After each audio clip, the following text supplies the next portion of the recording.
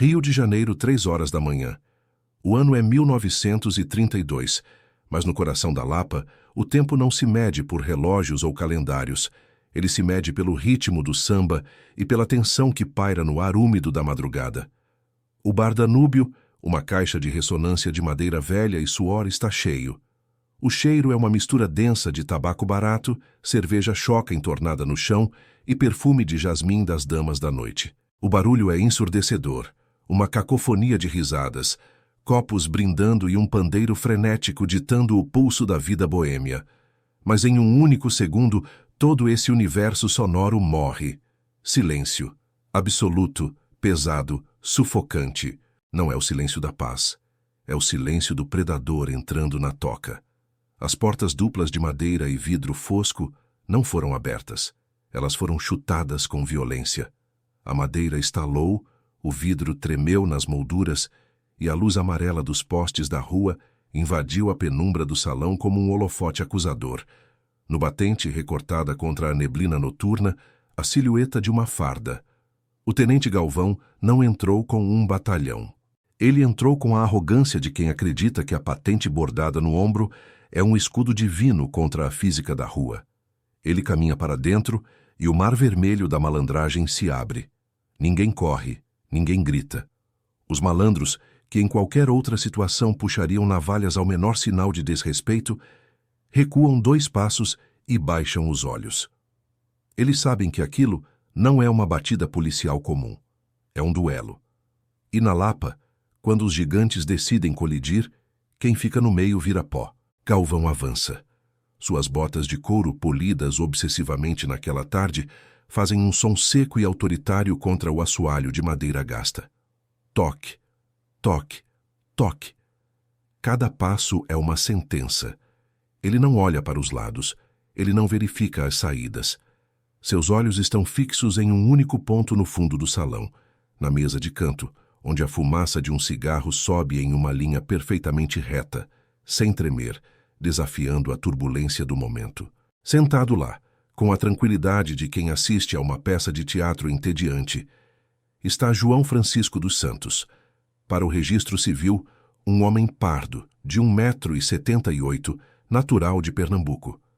Para as ruas do Rio de Janeiro, ele é uma entidade. Ele é Madame Satã. Naquela noite, João veste um terno de linho branco impecável, que parece brilhar na penumbra suja do bar. A camisa de seda está aberta no colarinho, revelando o pescoço forte, e um chapéu Panamá descansa sobre a mesa como uma coroa deixada de lado. O tenente para diante da mesa. A distância entre a lei do Estado e a lei da Lapa é agora de menos de 1 metro. O ar entre eles parece vibrar. Galvão está suando. Gotas de transpiração escorrem pela têmpora, descendo pelo pescoço rígido, ensopando o colarinho da farda. É o suor da ansiedade, da raiva contida, da necessidade desesperada de provar algo. João Francisco, por outro lado, está seco. Sua pele não brilha de suor, mas de uma calma aterrorizante. Ele não se levanta. Ele sequer para de ajeitar o lenço de seda vermelha que segura na mão esquerda. Foi nesse instante que a história parou para prender a respiração. Num movimento rápido, quase imperceptível para quem estava bêbado ou desatento, a mão direita do tenente voou para o coldre. O couro rangeu, o metal brilhou. O cano frio e escuro de um revólver calibre 38 desenhou um arco no ar e parou bruscamente. O aço encostou na pele. O cano da arma não foi apenas apontado. Ele foi cravado no centro da testa de João Francisco, empurrando a cabeça do malandro ligeiramente para trás contra a parede de azulejos descascados. A pele da testa de João se deformou sob a pressão do cano circular. O metal gelado contra o calor do corpo vivo. Pela lógica das ruas, aquele era o fim. Pela regra não escrita da sobrevivência, quando um homem armado encosta o cano na sua cabeça, sua alma já pertence a ele. O corpo apenas ainda não percebeu que morreu. Galvão, com os olhos arregalados, as pupilas dilatadas pela adrenalina e pelo triunfo antecipado, sussurrou uma única palavra, rouca, carregada de veneno. Reza. Para entender a gravidade do que estava acontecendo naquele segundo congelado no tempo, Você precisa entender que aquilo não era sobre crime. Era sobre hierarquia. Na década de 30, havia um acordo tácito no Rio de Janeiro. A polícia tinha o dia. A malandragem tinha a noite. Se a farda chegasse com respeito, conversava. Se chegasse batendo, encontrava resistência. Mas Galvão era novo na cidade. Transferido do interior, ele trazia consigo a brutalidade crua de quem estava acostumado a lidar com capangas de fazenda, não com os reis da boemia carioca. Durante a semana anterior àquela noite, Galvão operou uma cirurgia sistemática para isolar João Francisco. Ele não foi atrás do homem, foi atrás da estrutura. Prendeu os olheiros, espancou os vapores, recolheu as damas que traziam informações. Ele limpou o tabuleiro peça por peça, deixando o rei sozinho no centro. A estratégia era clara: humilhar o mito. Galvão sabia que prender Madame Satã não bastava. A prisão só aumentaria a lenda. Ele precisava vê-lo implorar. Ele precisava que a Lapa visse seu Deus tremer diante de um homem comum. E havia um detalhe cruel nessa caçada. No canto escuro do bar, encolhido atrás de uma pilastra, estava o Miúdo, um garçom de 19 anos, franzino, com o rosto inchado e roxo. Horas antes, numa sala escura da delegacia, Galvão havia quebrado 2 dedos da mão de Miúdo para descobrir onde João estaria desprotegido naquela noite. O garçom chorava silenciosamente, as lágrimas lavando o sangue seco no rosto, acreditando que havia entregado seu ídolo para a morte certa. Mas João Francisco não olhou para a arma. Ele não olhou para o dedo de Galvão, que agora tensionava o gatilho, branqueando as articulações com a força aplicada. O cão do revólver estava puxado para trás, pronto para morder a espoleta. Um espirro, um tremor, um susto, e o cérebro do rei da Lapa decoraria a parede atrás dele. João olhou para Miúdo e sorriu. Um sorriso leve, quase paternal, como quem diz: "A culpa não é sua, moleque." Depois, seus olhos voltaram para o tenente. O som que quebrou o silêncio não foi um tiro. Foi um clique, metálico, rítmico, preciso. Na mão direita de João, repousada sobre a toalha de mesa engordurada, havia um isqueiro de prata maciça. Um objeto pesado, caro, importado. Enquanto a arma pressionava sua testa, o polegar de João acariciava a tampa do isqueiro. O som era hipnótico. Clique-claque, clique-claque. Era o metrônomo da morte. Enquanto a mão do policial tremia visivelmente, fazendo o cano da arma vibrar contra o crânio de João, a mão do malandro operava o isqueiro com a precisão de um cirurgião. Aquilo não era apenas um tique nervoso. Era uma mensagem. João estava dizendo sem usar palavras: "Eu controlo o tempo aqui. O meu coração está batendo no ritmo que eu escolho, não no ritmo que você impõe." A ousadia daquele pequeno som metálico começou a corroer a confiança de Galvão. O tenente esperava pânico, esperava súplica, esperava ver a bexiga do malandro soltar, os joelhos baterem. Em vez disso, ele recebia indiferença e um som irritante de prata batendo em prata. A raiva subiu pelo pescoço do oficial. Ele empurrou a arma com mais força, machucando a pele de João, tentando forçar uma reação humana, qualquer reação que validasse seu poder. "Eu mandei você rezar, seu filho da puta!" Galvão gritou, a voz falhando ligeiramente, denunciando o medo que começava a brotar onde deveria haver apenas autoridade. Fecha os olhos agora." João Francisco parou o movimento do isqueiro. A tampa ficou aberta, a pequena chama iluminando o queixo quadrado e a cicatriz antiga perto da orelha. Ele levantou o olhar lentamente, encontrando os olhos injetados do policial. A voz de João saiu baixa, aveludada, contrastando violentamente com a gritaria do oficial. "Eu não fecho os olhos para homem nenhum, tenente. E se o senhor vai me matar, faça o favor de não tremer, vai estragar o meu terno." Foi nesse momento que a física da situação mudou. Galvão cometeu o erro fatal, o erro que todo homem arrogante comete quando acha que a ferramenta faz o mestre. Ele estava tão focado no cano da arma e no dedo no gatilho que esqueceu como um revólver de tambor realmente funciona. Ele esqueceu a mecânica básica daquela máquina de matar que segurava. Para a bala sair, o mecanismo precisa de liberdade. Para o cão bater, o caminho precisa estar livre. Para o tambor girar e alinhar a munição, nada pode obstruí-lo. O tenente achava que tinha uma varinha mágica de morte na mão. João Francisco via apenas um conjunto de engrenagens, molas e metal que obedecia às leis da física.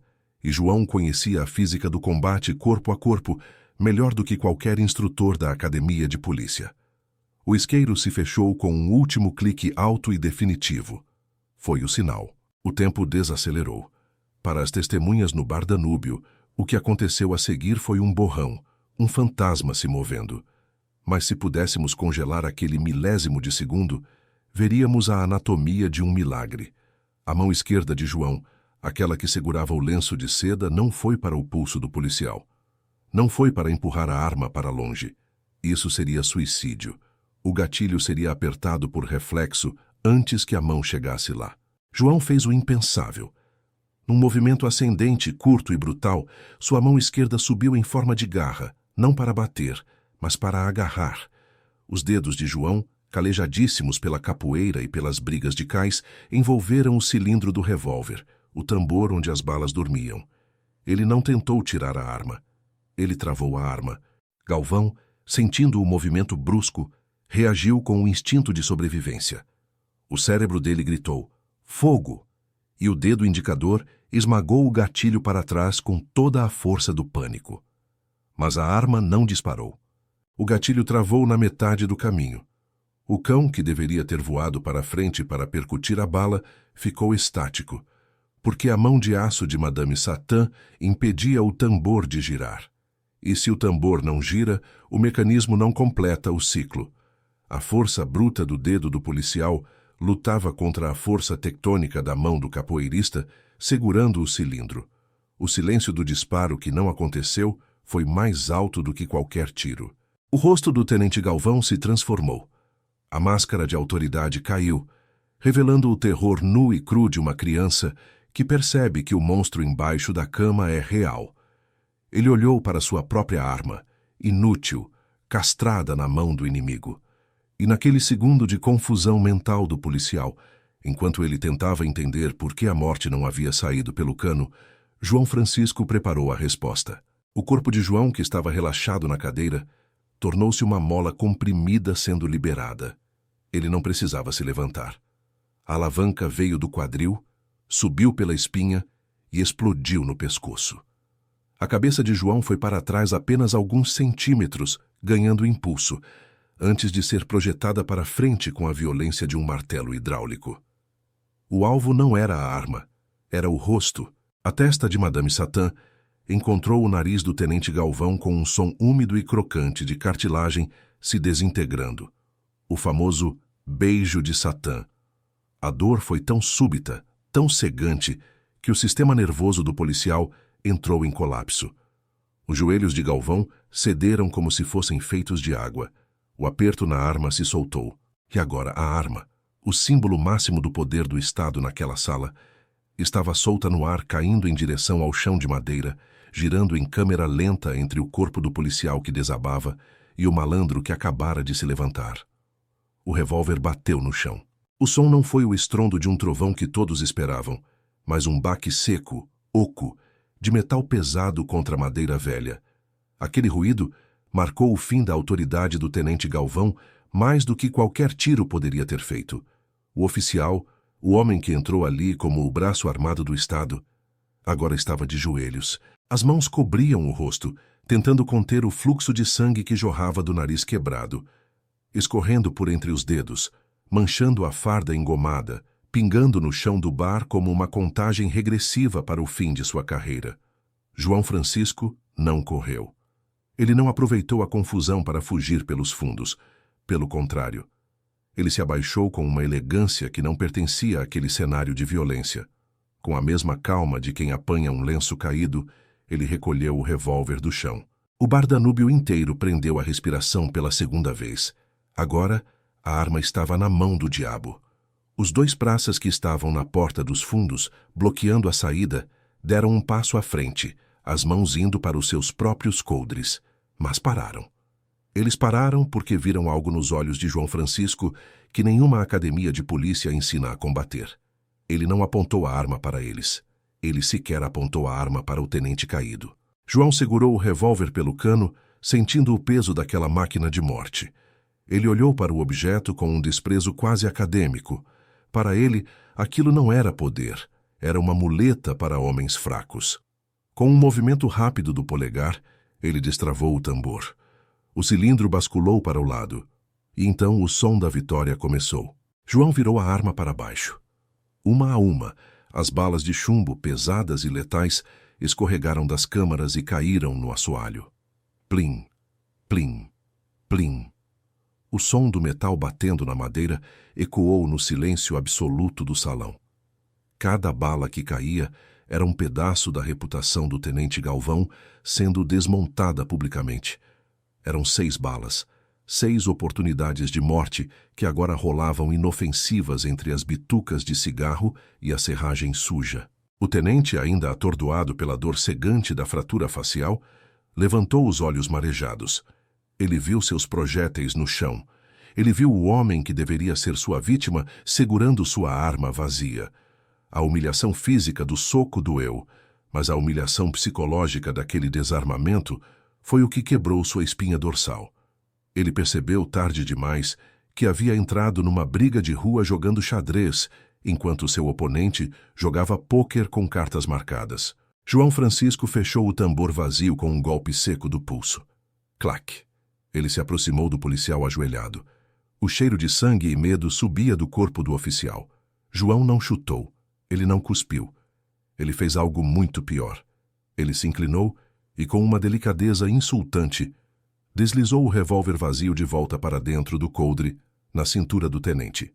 A arma é pesada demais para quem tem a mão leve, doutor, João sussurrou, alto o suficiente apenas para Galvão e as mesas vizinhas ouvirem. Leva ela para casa, mas deixa as balas no chão. Elas são minhas agora. João se ergueu. Ele ajeitou o terno de linho branco. Havia uma pequena gota de sangue do policial na lapela, um ponto vermelho minúsculo no mar de branco. Ele passou o dedo, limpando a mancha, como se fosse poeira. Depois, virou-se para o canto do bar. Lá estava Miúdo. O garçom ainda estava encolhido, tremendo, os olhos arregalados de quem acabou de ver um fantasma criar corpo. Miúdo esperava ver os miolos de seu ídolo na parede. Em vez disso, via João Francisco inteiro, soberano, dono da noite. O olhar que João lançou para o menino não foi de julgamento pela traição forçada. Foi um olhar de absolvição. Um aceno breve de cabeça que dizia: está pago. A conta zerou. O menino soltou o ar que segurava há 2 minutos e desabou em choro, agora de alívio. João Francisco caminhou em direção à saída principal. O mar vermelho da malandragem, que havia se aberto para o tenente entrar, agora se abria para o rei sair. Mas dessa vez não havia medo nos olhos dos frequentadores. Havia reverência. Havia o tipo de respeito sagrado que se dedica a quem sobrevive ao impossível. Ninguém ousou tocar nele. Ninguém ousou oferecer um copo de bebida ou um tapinha nas costas. Aquele momento era solene. Quando ele passou pelas portas duplas e ganhou a rua, a neblina da madrugada o engoliu. Os 2 soldados que davam cobertura ao tenente entraram correndo no bar, apenas para encontrar seu superior sangrando, desarmado moralmente, catando as próprias balas no chão enquanto a lapa inteira assistia em silêncio julgador. Mas para você entender o peso real dessa noite, precisa saber o que aconteceu quando o sol nasceu. O tenente Galvão não prendeu João Francisco no dia seguinte. Na verdade, ele nunca mais prendeu ninguém na Lapa. A notícia do que aconteceu no Bar Danúbio viajou mais rápido que bonde elétrico. Antes do meio-dia, das rodas de samba da Gamboa aos morros da Providência, todo mundo sabia que o oficial tinha tentado executar o diabo e acabado de joelhos, desarmado por uma mão nua. Uma autoridade policial pode sobreviver a um tiroteio perdido, pode sobreviver a uma fuga, mas não pode sobreviver ao ridículo. A imagem do tenente catando balas no chão enquanto o malandro saía pela porta da frente destruiu qualquer chance de ele impor respeito naquela zona. A farda perde o peso quando o homem dentro dela perde a honra. 48 horas depois, o Diário Oficial registrou o pedido de transferência do tenente Galvão. Ele foi movido para uma delegacia administrativa no subúrbio distante, longe dos holofotes, longe da Lapa, longe da lenda que ele tentou matar e acabou alimentando. Ele queria ser o homem que domou a besta. Acabou sendo o homem que provou que a besta era intocável. E quanto a João Francisco? Bem, aquela noite solidificou algo que ia muito além da briga. Ele provou que a força bruta do sistema tem um ponto cego. A regra da polícia que foi quebrada ali não estava no Código Penal. A regra era: o medo é a única munição da autoridade. Quando João segurou aquele tambor de revólver, ele não parou apenas uma bala. Ele parou o medo. E sem medo, o tenente era apenas um homem com um nariz quebrado e um brinquedo de metal inútil na cintura. O isqueiro de prata continuou no bolso de João por anos. Testemunhas dizem que, sempre que a polícia entrava no bar nas décadas seguintes, o som daquele clique metálico podia ser ouvido no fundo do salão como um aviso sutil: lembrem-se de quem manda aqui. A lição que ficou gravada nas pedras portuguesas da Lapa naquela madrugada foi definitiva. Uma lei universal que serve para a malandragem de 1930 e serve para a vida de hoje. A sua autoridade não vem do calibre que você porta, do cargo que você ocupa ou do dinheiro na sua carteira. A autoridade vem do medo que você não sente quando o cano gelado da vida encosta na sua testa. Agora eu te pergunto, olhando para essa situação com a frieza de quem analisa o tabuleiro depois do cheque-mate, se você tivesse apenas um segundo com o dedo de um inimigo no gatilho, você teria a coragem de segurar o tambor ou fecharia os olhos e aceitaria o destino? A resposta para essa pergunta define se você é passageiro ou piloto da sua própria história. Se você quer entender mais sobre como a mente humana dobra a realidade em situações de pressão extrema e conhecer outras histórias que os livros oficiais esqueceram de imprimir, inscreva-se no canal agora. Ative as notificações. Tem outra história te esperando aqui onde a estratégia vale mais que a pólvora. Até a próxima.